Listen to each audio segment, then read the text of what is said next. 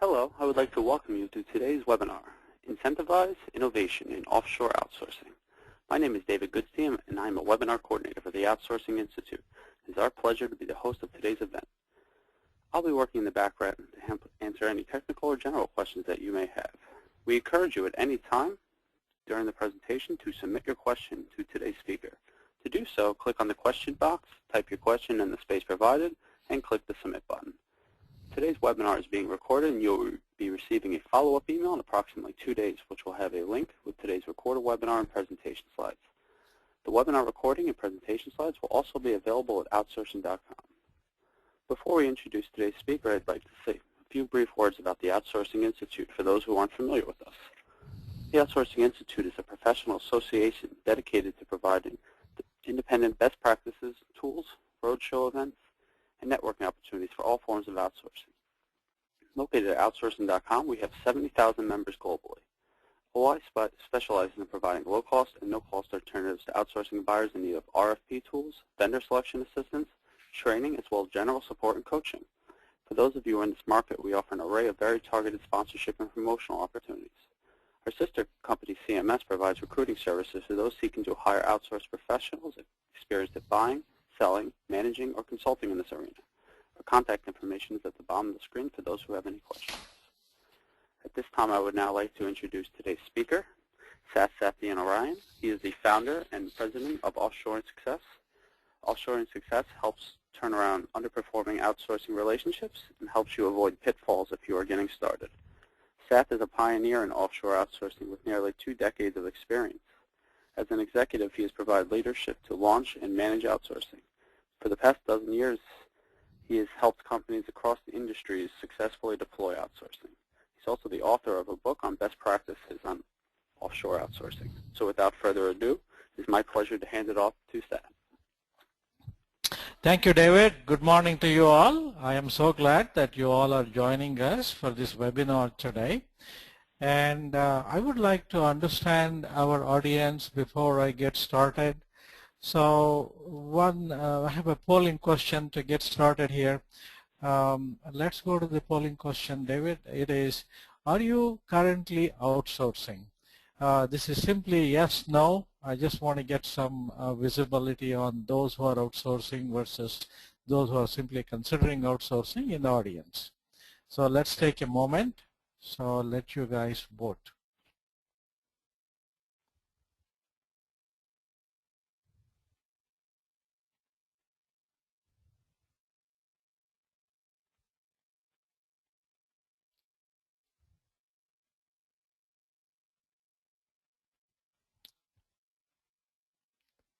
So David, can we summarize what the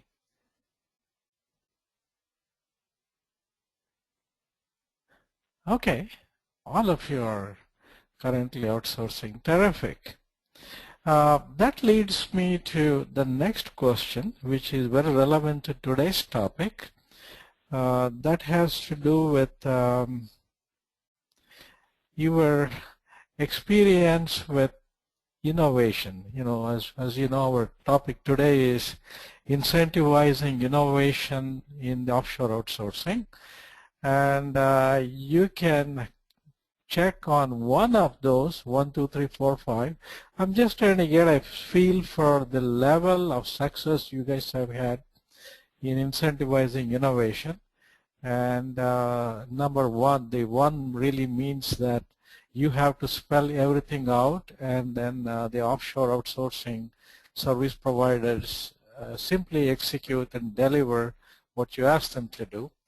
And at the other extreme, they take initiative, they make suggestions, and they make process improvements. And essentially, they really own certain piece. They are trying to make sure that they give you not only just do what you ask them to do, they go beyond that. So let's take a moment.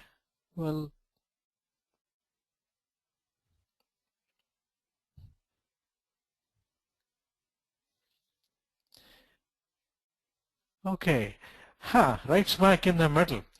All of you, about at 3. So it is neither that they are at 5 or nor they are at number 1, which is exactly as prescribed. Okay, let's go to the next slide. Now here's what I find working with a number of companies, helping them either streamline or get more value from their outsourcing. Majority of them basically say, you know, I need to spell everything out to my partner or to my vendor, is the word that's quite often used. And my recent conversation is a frustrated exec who said, God, you know, outsourcing, I mean, the cost is okay, but it's taken an awful lot of time, and I got to lay out everything. Now, in this poll, majority of you feel like it is, in fact, all of you feel it's somewhere in between. And let's see what we can do to move up the value chain in using outsourcing. Let's see if we can move that to, instead of being a 3, maybe a 4 or 5, which is really the takeaway for you guys from this webinar. Hope you get some ideas out of that. And one technique that has been tried is outcome-based approach. Okay. I'm going to jump right into the next slide here. Rather than give you the theoretical aspect of all of that, I'm going to talk about an example where outcome-based was used and used successfully in this particular case. This company is a pretty large company, over $500 million in sales, and they have a security product which is both B2B and B2C. And they have been outsourcing their tech support, voice, email, and chat. They have a broad suite of products, and they took some portion of it, they outsourced the tech support. And you see that the size was about 350 or so support agents, and they were doing all of these, voice, email, and chat.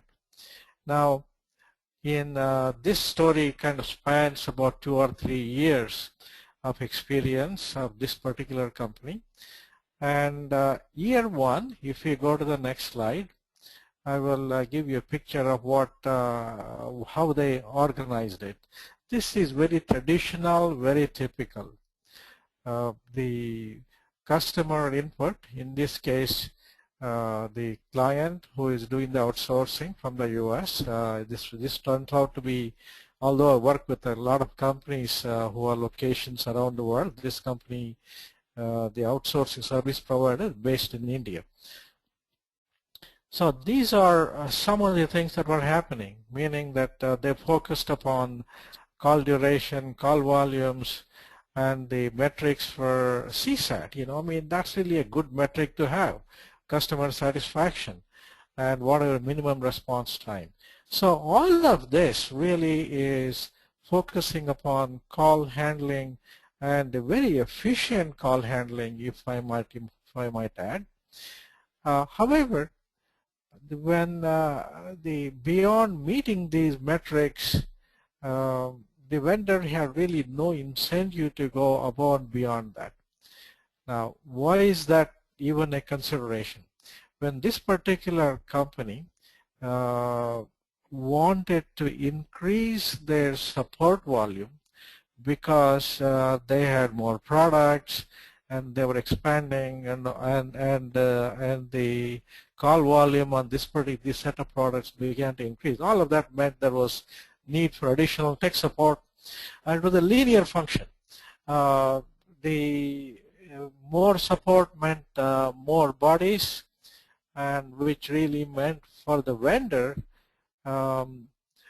more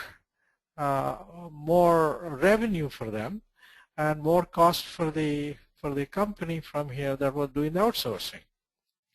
Now, what's wrong with this picture? Now, what's wrong with this picture is, as you go through, you get more experience, you really should be becoming even more efficient, should be able to handle more things with the same numbers of people. That's the productivity improvement concept that we all take for granted. But if you are working with an outsourcing service provider, that's not always there. I'm not saying the exceptions don't exist. But in this particular case, when they started negotiating for more work, the vendor said, you want more work, happy to help you. Let's see how many more bodies do you want to get from me. So it's a simple, straight labor arbitrage. However, our outsourcing company was not very happy with that scenario. So they said, hey, let's sit down and work out a different approach wherein we will give you more incentive to work smarter, better. In this, before we go to the next slide, one of the things that I sit down and work out with my clients is, hey, are you both on the same page? That question itself draws skeptical audience. What do you mean? They are our vendors and they are providing other people and they're doing a good job. But my question is, are you guys really motivated to do the same thing? I submit to you that majority of the time your vendor and you might be at odds with each other. Here's why I say that. The vendor is motivated by wanting to have more people, which is what their more of their revenues. Now, if they really need to meet all the minimum metrics, etc., that's been set out in order to just stay in business and make you happy, that they will do. But if they improve productivity, guess what? The number of people that it takes for them to do the job for you goes down. How are you paying them? You are paying them by numbers of people. In essence, you are asking them to reduce revenues, their revenues.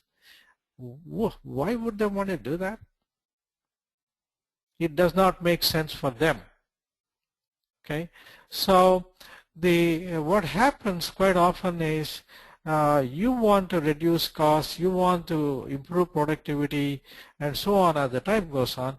However, the vendor is motivated to do just the opposite. They want to increase staff. Let's take a look at the next slide. I'll share with you what happened in this particular case on year 2. They used the outcome-based approach, and the focus was on case resolution, new set of metrics. The whole idea of this slide here really is, okay, so the operational metrics that we talked about, they stayed, but here is the difference, that they sat and negotiated a different set of metrics. That is, not only you need to meet CSATs, but how much improvement in CSAT are you going to do year over year? Not just that, but if you, in order to do that, the vendor had to go do a whole bunch of steps that they needed to take. They needed to do more automation, more in the FAQ improvement. They started using knowledge bases much more, and do a lot of productivity improvements at the end of the day. And this, a lot of people give lip service, but since the metric was set up so that how much was the improvement, not just on meeting CSAT, the whole game changed here. So at the end of that experiment that they ran in the second year, all of these metrics improved, and cost as a percent of sales actually came down, the support cost. Now, which is what you guys would be striving for. Now, not only that, the metrics were set up in a fashion that the vendor revenues actually improved. It did not go down. Now, that's a very important point. You really need to set up the metrics so it's a win-win for everyone. Okay, let's go on to the next slide here. Okay, metrics. What metrics that you set up really shapes the behavior of all of us. Take a look at sales as an example. You can have success-based plans versus salary-based plans, and you walk into a department store and how they behave, and you can pretty readily tell it is success-based or salary-based. There are pros and cons of each. I'm not advocating one over the other. I'm simply pointing out that what metrics that you set up makes a difference on how people behave. Okay, there are these other examples, right? You can set up project-based performance bonuses, and in the US, in startups, why do people go to work for startups? There are stock options, and they don't mind spending ungodly hours for some number of years with the hope that at the end of the day there's a carrot waiting for them, hopefully. Weight Watchers is one of my favorites. Just the mere fact that you are going to measure your weight once a week really changes your behavior. Just knowing that. Now, the fact that you are measuring specific metrics, that makes all the difference in the world as to how people end up behaving. The same thing is true of whether it is a tech support, product development, business process outsourcing, all of those. You need to figure out what metrics make sense to you, but in each case those things apply. Let's go to some, I have a next slide here. This kind of summarizes, it's a quote that I found on the internet. I'm going to let you read it. I don't have a huge amount of value add to this. Let's take a moment here. I'll be quiet and let you read this.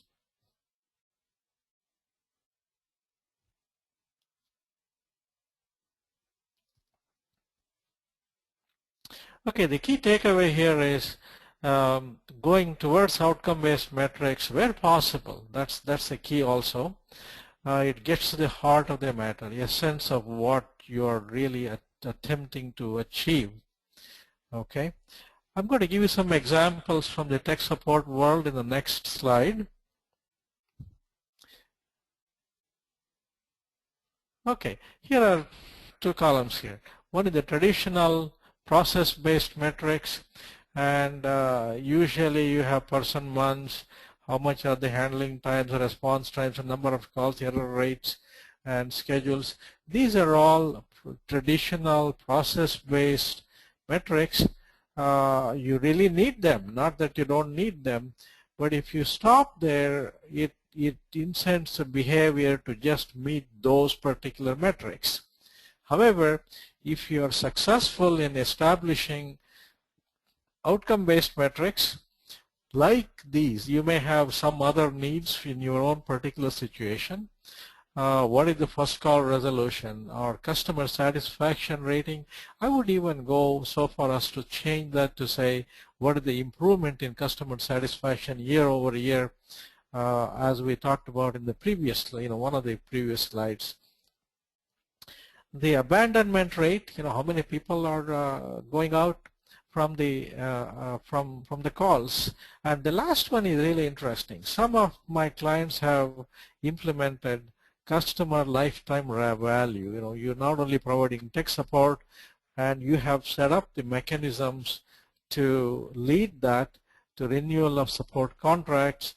Again, I'm not advocating turning every tech support agent into a salesperson, but I'm simply saying that you need to put in the mechanisms to be able to look at outcome-based, and however you implement it. It's an implementation level detail where you need to go to who does what kind of stuff.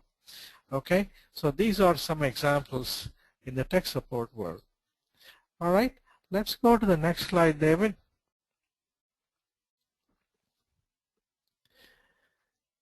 I made many of these points. However, let's look at it together. The process-based traditional approach is focused upon the input. It is either tasks, person hours, man hours, rather than business results. And a lot of people do that because it's easy to measure, and sometimes, not always, sometimes it's hard to measure the output. And I talked about the business goals not being aligned earlier, so I've just listed that as a bullet point in here. Now, in going towards outcome-based, you are really tying the performance of both entities, the outsourcer and the outsourcing service provider. My favorite in this area is to really talk about, let's say you are the vice president of, for this example, tech support. You are measured by your boss by how much improved, not only how much your CSATs are, but year over year, how you're improving the productivity of your own group. Think of it this way. The outsourcing service provider, think of them as your own group, and you should set up the same metrics for them as you would for your own self, so to speak.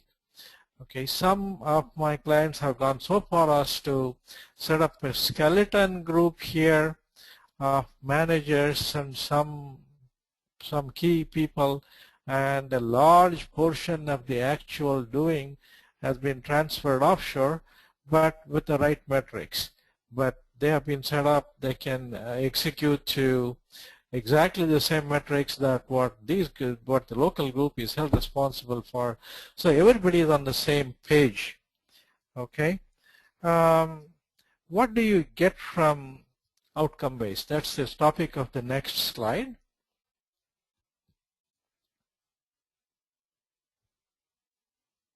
Okay. So you are able to incentivize innovative behavior from your provider. I don't want to leave you thinking that outcome-based is all that it takes to incentivize innovation. I have a slide that comes up later on that talks about a few other ideas and approaches needed, but outcome-based is a big part of it. Now, you can realize higher savings because you are continuing to improve productivities. Now, you may also get more freedom from lower level details of the operation per se, but that again depends upon the kind of outsourcing that you are doing and the level of the relationship that you have. One thing that I want to add here, I have not tried setting up an outcome-based metric with someone brand new. In fact, I wouldn't recommend it on day one. You need to get familiar. Perhaps a good way to start is the traditional T&M kind of thing. Again, depends upon your situation. But once the trust is built, once the relationship is in place, all the other basics are in there, you may want to think of trying outcome-based. Okay, let's go to, I want to see what your experience has been in using outcome-based approach. There is a polling question on the next slide. Take a look at this. This is sort of self-explanatory, and let's take a moment to have you guys provide your input.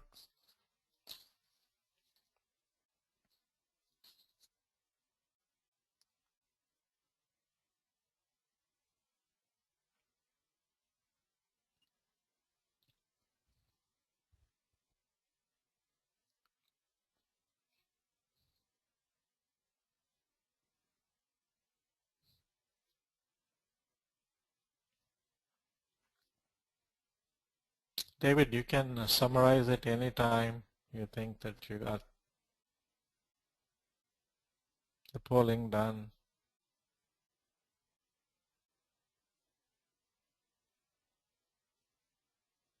Wow, that's very good.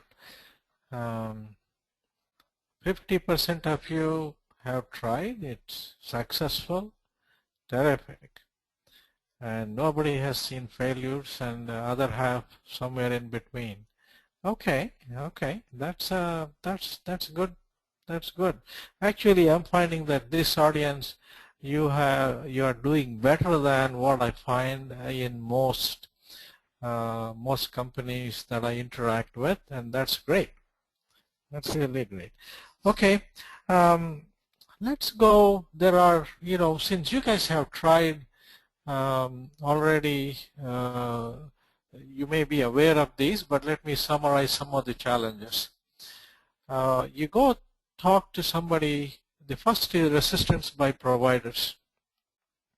You go tell them, look, we're going to measure you an outcome compared to number of person months, person hours, and you're taking them out of their comfort level. Again, this is not everyone, but a large majority of the companies tend to operate that way.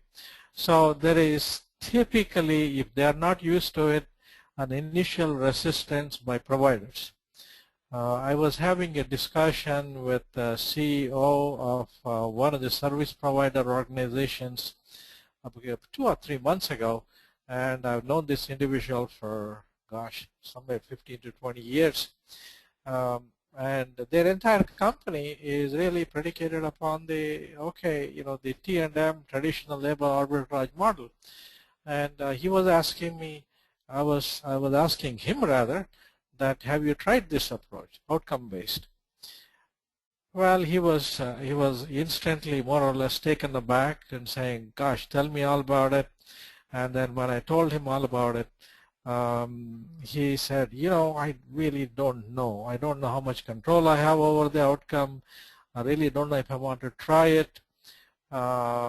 So there is those kinds of initial resistance.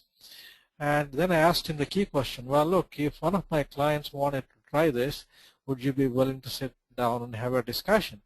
And he said, of course, I will have a discussion. But there is that level of resistance. I've seen that they may not express that openly to your client, if you are the client. But since I've known this individual for a long time, he was willing to share that information with me. So if you guys are going to try that, be prepared for that is my message to you. There may be initial resistance. When we talk about outcomes, it's really not as straightforward as simple. The outcome for a CFO is different.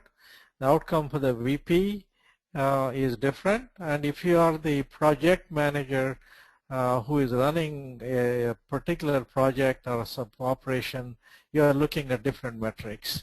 So developing the metrics for the right level of organization and identifying whose outcome we are talking about, that can be a challenge. It's not that it cannot be done, but it is being done, as half of you have already pointed out, but that can be a challenge. In developing the new metrics, again, there is the business, operational, all of these. You need to have the right balance, and frankly, once you put it together, you need to work with your service provider to make sure the contract reflects the new reality. And a lot of vendors bring up this issue. Hey, if I'm being measured by the outcome, don't come tell me I need to give you 5-year experienced person or a 10-year experienced person. I'm going to put whoever I want as long as I give you the right results at the end of the day. So that is a reasonable argument, and I think it's something that you have to watch that. So you cannot completely let go and delegate everything to them, but at the same time you may want to give them more freedom than what you might be doing today. So it's a trade-off between vendor independence versus complete visibility over the vendor's operation. That leads me to the next point in here, organizational roles and responsibilities. As I pointed out earlier in the presentation, I have one organization that I know of wherein there is a VP tech support, and a few of his direct reports are here, and then after that a huge majority of the operating responsibilities have been assigned to the service provider. But the nice thing about it, they all operate really as one entity, although they are legally separate entities. That leads me to how do you address these challenges? Okay, that's on the next slide.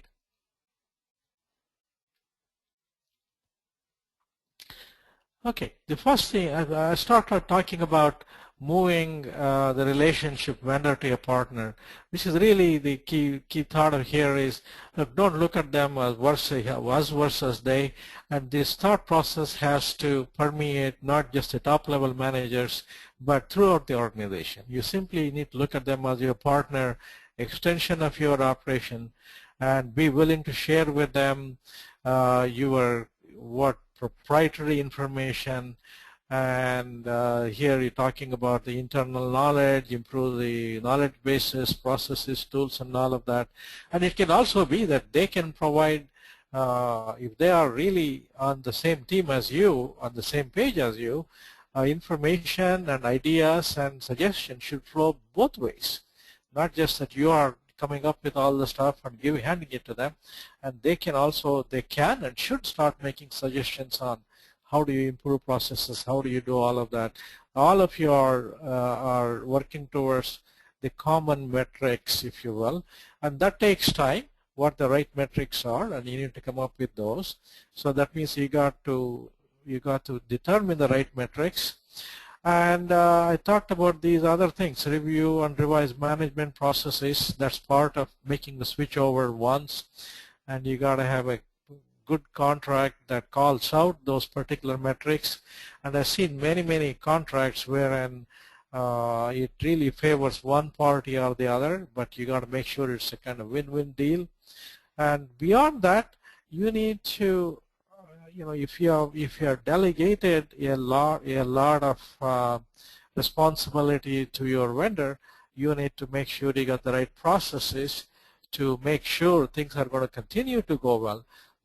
That means that you need to regularly audit and review, dive into details when necessary, go into root causes when things do not work out, and those things will happen as a part of the process. Now, if you are part of a large company, it is easy to say, look, it's not in my job, it is somebody else who did whatever, you didn't get the support. So the vendors should not have to worry about, okay, which part of the organization does what. You need to have the right level of organization here that they're interfacing with. So don't pass the buck. Make sure you provide the right level of support to the vendors. Now, I want to tell you a quick story here. When I was working for one of the companies, this has to do with the moving the relationship or vendor to a partner and building trust.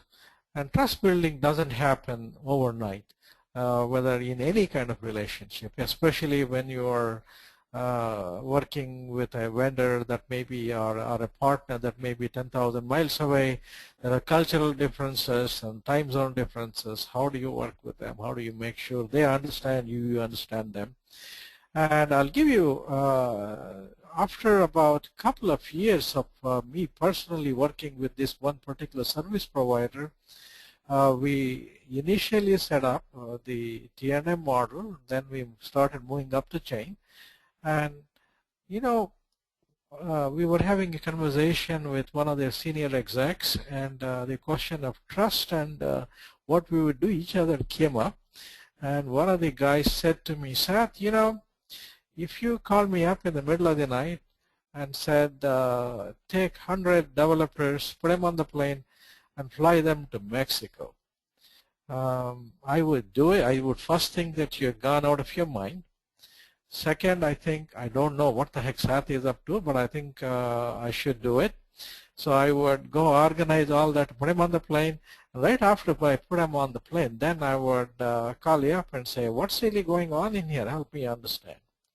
So guys, I've worked with a lot of companies over many years. That is really trust, being willing to do that. And the trust goes both ways. I'll give you the flip side of that trust. I was coming from Chennai. No, I was coming from Mumbai back to U.S. after having gone for a 2-week review to India. And as I was getting ready to board the plane, my cell phone rings, and my partner, senior exec, was on the line, and he says, Sath, you can't get back to the U.S. We really need you here. And you need to get off the plane, get your baggage back, whatever the heck you got to do. You need to come back. We need your support. I really didn't know what it was that was going on that was so important. He had to stop me. But I got off the plane, and really it turned out that I needed to go to the American consulate with them being the client to help them with some visa issues. I was the only one who could do it, who could help them with the timing issue. And had he not done that, I would have gotten back to the U.S., and then we would not have gotten back the right people at the right time. It would have, in fact, impacted my job performance and our projects here. So I'm really glad that he was willing to do that and take the initiative. So my key point really here is that trust goes both ways. Okay, beyond the outcome-based and how you address these challenges, there are other key factors that contribute to both motivation and innovation with the offshore teams. Okay, we ran a survey, and I've seen some other surveys. Type of work that you outsource to your service provider has a lot to do with how motivated they continue to be, and that has impacts on turnover, motivation, innovation, all of those things. If all you really are doing is over time, not initially, once you have established a relationship, things are working.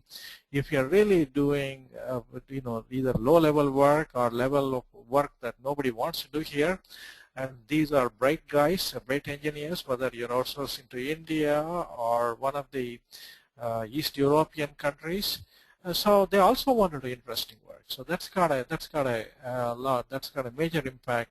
How do you do that? Does it apply to you? And it's situation dependent. You need to take a look at your own environment and decide what kind of work, what kind of progression that you can promise them over time. Okay. The other one is the level of autonomy, right? So you give them these metrics and goals, but let's just say, and you tell them to innovate and to improve productivity, etc. The very first time they make a mistake, if you slap them on their hand, they're not very likely to continue that innovation for you. And that really speaks to the last bullet I have there. You need to have the innovation culture, willingness to take risks and fail. Risk means they may fail at some things, but you really need to work together to make sure you minimize the failures, and they are still willing to take some risks and make sure that things actually work out over the long haul. By the way, my take is it's got less to do with outsourcing, insourcing, any of that. People are people, and if you start slapping their hands very first time they fail on something, and they're very unlikely to go try that the second and third time around, right? And it happens in Silicon Valley, it happens in Boston, it happens in Bangalore or Beijing. Okay, so there is nothing really earth-shaking about it, but except the point that treat them the same way that you treat people over here. Okay, that speaks to the other contributing factors. Okay, so what am I really talking about? Let's go to the next slide here. I will summarize my key messages to you. So outcome-based is really one option to incentivize innovation, pay for performance, motivate the service providers and their staff. But it's not the only option. It is one that has been tried several times in the recent past, and it does work.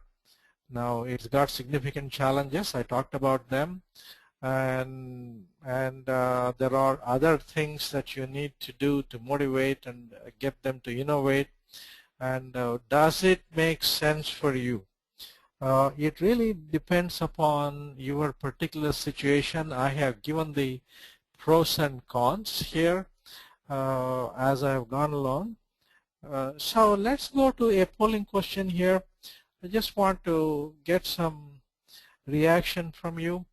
there is, yeah, some of you have probably said this already, but let's just take a quick take. You're already doing it. I think some of them said, does not apply, is not interested in trying, sought interested but not sure, definitely interested in trying. So just take a minute or two just to quickly click on what applies to you. So I just want to get some feel for, after having gone through this presentation, how does it come across to you? Does it interest you or not? So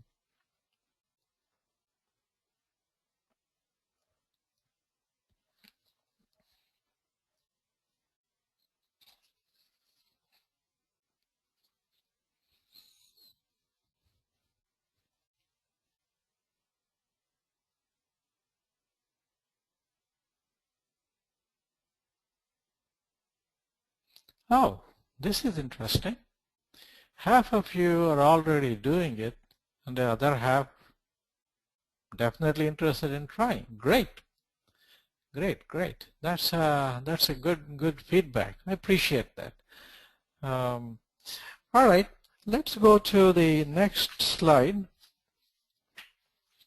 After having done, attending webinars, which I also do, and not only deliver webinars, and what do you do with it? Okay. The first step is, does outcome-based make sense for you? How do you go figure that out? Here are some key four areas to identify. First, you got to figure out who the stakeholders are and their priorities, and you need to develop the metrics and change the metrics, contracts, etc. And then go back and reconcile with stakeholders not just in your company but with your service provider. And again, this is almost common sense. You need to weigh the benefits and the risks. Okay, so that's really all about. This is really at a 50,000 foot level. There are more details underneath each of these things. But in the interest of the time available today, these are big blocks of things what you really need to do. And I had a slide about other factors that influence innovation. And you may want to take a look at which ones apply.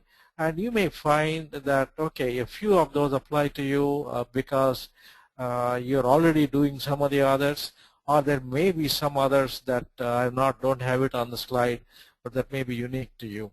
So at the end of the day, you need to quickly develop a roadmap. Your roadmap can be developed for, does outcome-based make sense? What does it take to put it together? Do you need to go do it? Benefits. It's a business case and a roadmap identifying your own situation. By the way, I would submit to you, not every situation lends itself to outcome-based. If you can't define the outcome, if you can't scope things out, then the traditional model may be more applicable to you. So you need to look at all that and put a roadmap together. Roadmap is sounds like a big, long project. Does not have to be. In majority of the cases, this kind of effort can be done in couple of weeks, couple of calendar weeks. I've done that for several clients. That took no more than a couple of weeks to put the roadmap together. And then you go through implementation.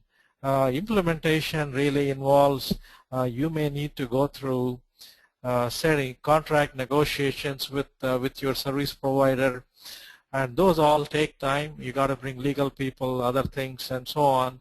You got to implement the changes in processes, roles, responsibilities, and all of that stuff that you have identified in the roadmap.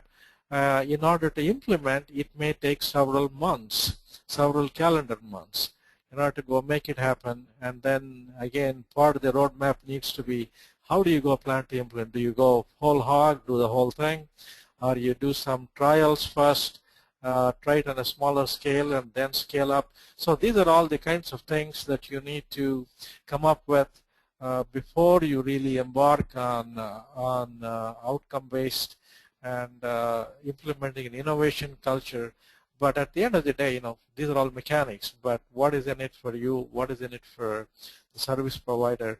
You need to answer those key questions and then go to the next level. Again, it's not necessarily straightforward. It's not brain surgery, but you need to know which things that you need to address and develop a roadmap and go to implementation. At this point in time, David, if there are any questions, we can go to that. Okay, great. Thank you, Sath. At this time, we'd like to open up to questions. If you haven't done so already, go ahead and submit your question to the questions box. Sath, we have a question here.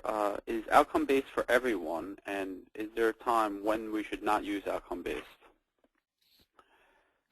Yeah, David, it's a really good question. It is not for everyone, as I was saying a little earlier. There are lots of situations wherein outcome-based may not be the best thing to do. For example, let's just say you are very new to this particular relationship with the service provider. You are still establishing trust. You are still establishing processes. And you may not be able to define the outcomes clearly enough so that the vendor can perform against that. So maybe one option for you is to keep outcome-based as the goal. In fact, you may want to share that goal with your service provider and say, hey, this is where we are going, but let's get started putting in the initial processes and all of that. And in fact, we'll put those with the goal that we are going to go towards outcome-based, but let's get everything down path. So that gives the service provider a comfort level that they're not taking huge risks. Remember, they may be taking a bit of a risk. Again, you have to set it up so that the risk rewards for both of you is worth it, if you will. So the answer to your question, not for everyone. I kind of elaborated on one case wherein it may not make sense. There may be others where it does not make sense, but that is part of the initial due diligence, feasibility analysis of outcome-based, and then developing a roadmap. By the time you are into developing a roadmap, you would know whether it makes sense or not, and what are the benefits, what are the risks, do you want to go forward or not go forward. Okay, great. Thanks, Seth. And we have a question here. How long does it take to implement outcome-based? The initial roadmap typically can be done in a couple of weeks. Again, you are not going through all the negotiation, etc. You are hitting at a high level, putting a business case together, and the implementation itself, David, depends a lot. I hate to give a consultant answer, it depends, but it really does. It depends on the size of the project, how many people you have, how big your organization is, and how big is the overall effort, right? If it is a 50% team in your service provider, it's one scale, if you will. But if you have a 500% team, it's altogether a whole different ballgame. So the same principles apply, but the scope of the second one to implement it, how you go about it, and how long it takes, etc., will have to, it varies. It can take anywhere from 3 months at a very minimum. It might take 9 months to a year, if you will, to transition a 500 to 1,000, even some organization, 1,000 people offshore. So those kinds of things take time, trying to transition from one model to another model and making sure the buy-ins happen, understanding happen, training happens at all levels.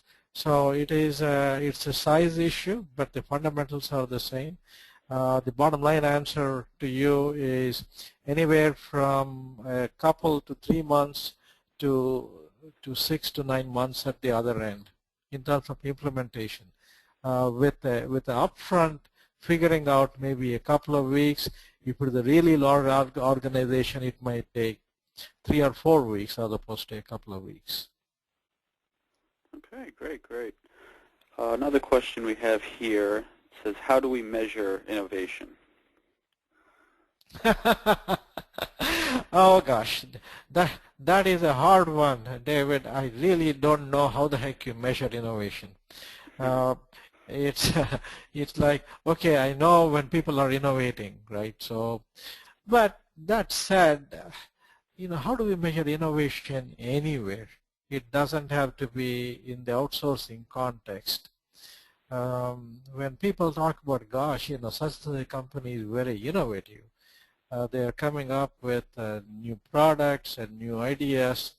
Was the iPhone a very innovative product when it got introduced? Yes. But those are I don't expect in the outsourcing context suddenly we find such kind of breakthroughs. But to give some, having said all this, which is fluffy, to give some specifics, are they taking initiative? Are they in this particular service provider, or do you have to continue to be in the model of telling your service provider everything that they need to do? Are they moving? Are they making such? Again, are they taking initiative to improve the processes? Are they taking initiative to improve productivity? Are they putting in new tools? Those are all straightforward to get visibility on, right? If you are doing exactly the same thing as we did a year ago at the end of another 12 months, there has been no innovation, right? So I think those are some pointers that I can point to. But again, the kind of thing that you do in any given company, it would vary from company to company. How you innovate in a tech support compared to a product development, compared to, let's say, accounting, business process outsourcing. The last one may be really hard to innovate. It's got certain processes, but somebody may come up with ways to do those processes faster using some latest tools that are available. So that's innovation. So those are some tips that I can provide. Okay, great. And last question we have here that came in was, what level of resistance from vendors do you see and why? That's a good question, David. I have seen maybe 2 or 3 companies which actually pride themselves that their whole outsourcing model is based on outcome. They are willing to set things up from the get-go as outcome-based. I mean, in fact, they really really promote the idea that that is a differentiator. They are willing to set up outcome-based from the get-go. That said, in a company like India, there are thousands of companies, but I haven't seen majority of them embracing outcome-based approach or the innovation approach. For them, it's a very risk-averse culture, and it is easier to say from their perspective, I provide you the right people, and I will take care of all the logistics, hiring, and my local management, etc. And I'm getting paid X.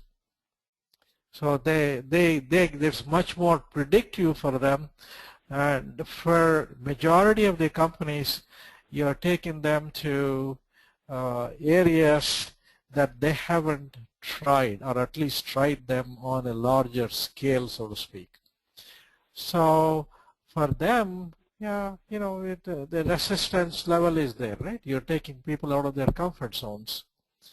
So to answer the specific question that you're asking, I would suspect that majority of the companies you talk to, their initial reaction would be they wouldn't say I won't do it, but certainly there would be apprehension on their part to say, hey, the bottom line is expect apprehension. So expect that you have to work with them at a detailed level and make them feel comfortable. Expect that you got to come up with metrics that some of them or many of them should be under their control as well as yours. So you need to go into it with your eyes open. It will take some work, but assuming it works in your situation, your particular company, your products, your particular setup, it's well worth it. That would be my recommendation. Is if you have not tried it, at least try it in your whole organization, or at least try it as an experiment in some part of it. But definitely try it, because outsourcing now has been around for a really long time.